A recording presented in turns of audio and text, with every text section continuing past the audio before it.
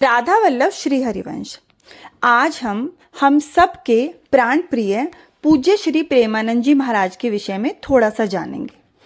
पूज्य प्रेमानंद जी महाराज का जन्म 30 मार्च 1969 उत्तर प्रदेश के कानपुर के पास एक छोटे से ब्लॉक सरसोल में एक ब्राह्मण परिवार में हुआ था।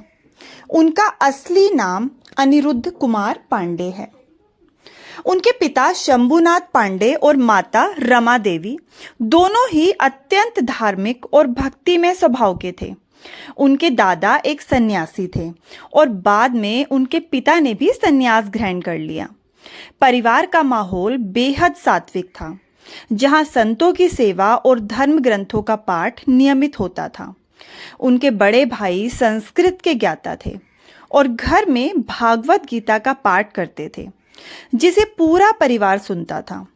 उनके परिवार का मुख्य आजीविका का साधन खेती था, जिससे वे अपना जीवन यापन करते थे। जिस उम्र में बच्चे खेलने में लगे रहते हैं, उस उम्र में प्रेमानंद जी महाराज भगवान की भक्ति में लीन हुए। महाराज जी ने बचपन में ही हनुमान चालीसा का पाठ करना शुरू कर दिया था। 5वीं कक्षा तक पहुंचते पहुंचते उन्होंने गीता प्रेस की सुख सागर जैसी धार्मिक पुस्तकें पढ़नी शुरू कर दी। बचपन से ही उनके मन में जीवन के उद्देश्य को लेकर कई सवाल उठते थे, जैसे माता पिता का प्रेम स्थायी है या अस्थायी? अगर स्थायी है तो मोह क्यों? और क्या स्कूल की पढ़ाई उन्हें उनके जीवन के लक्ष्य तक पहुंचा सकती है?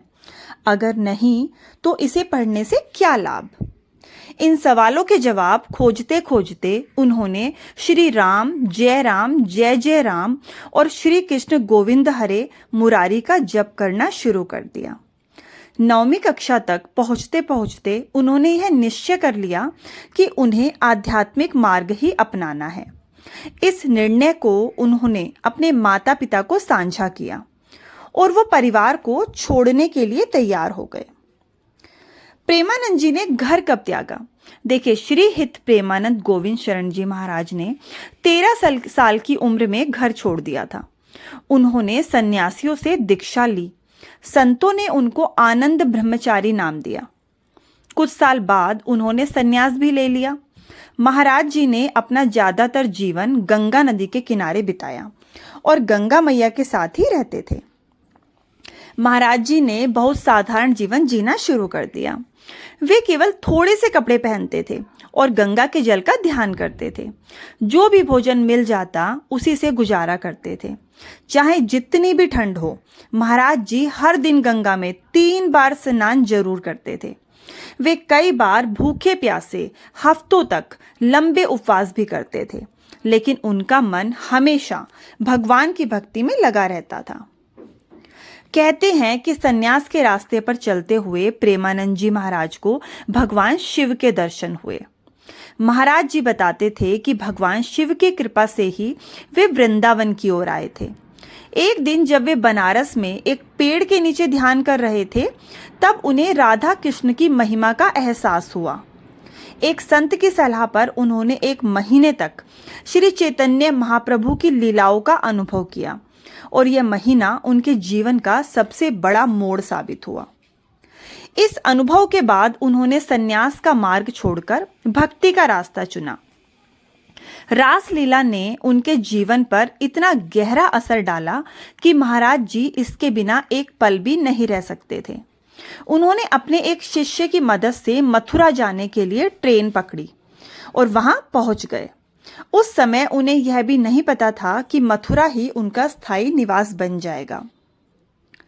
महाराज जी की शुरुआत में वृंदावन में दिनचर्या में परिक्रमा और भगवान बाके बिहारी के दर्शन शामिल थे। वे राधा वल्लभ मंदिर में राधा जी को निहारते रहते थे। एक दिन वहां खड़े एक स्वामी ने देखा और उन्हें राधा सुधा निधि का एक श्लोक सुनाया। उन्होंने महाराज जी को श्री हरिवंश नाम का जप करने के लिए कहा। शुरू में महाराज जी को इस नाम को जपने में कठिनाई हुई, लेकिन धीरे धीरे यह नाम उनके मुख में स्वतः ही निकलने लगा। इसके बाद उन्होंने इस पवित्र नाम के प्रति श्रद्धा रखनी शुरू कर दी। महाराज जी ने राधा वल्लभ संप्रदाय में जाकर शरणागत मंत्र लिया और कुछ समय बाद अपने वर्तमान गुरु श्री गौरांगी शरण जी महाराज से मिले। इन गुरुजी ने उन्हें सहचरी भाव के प्रति प्रेरित किया। महाराज जी ने 10 वर्षों तक अपने गुरु की सेवा की और जो भी कार्य उन्हें दिया गया उसे बड़ी लगन और मेहनत से किया। गुरुजी हमेशा महाराज जी से खुश रहते थे। गुरु कृपा और वृंदावन की कृपा से महाराज जी में सहचरी भाव उत्पन्न हुआ और श्री राधा रानी के चरणों के प्रति श्रद्धा बढ़ गई।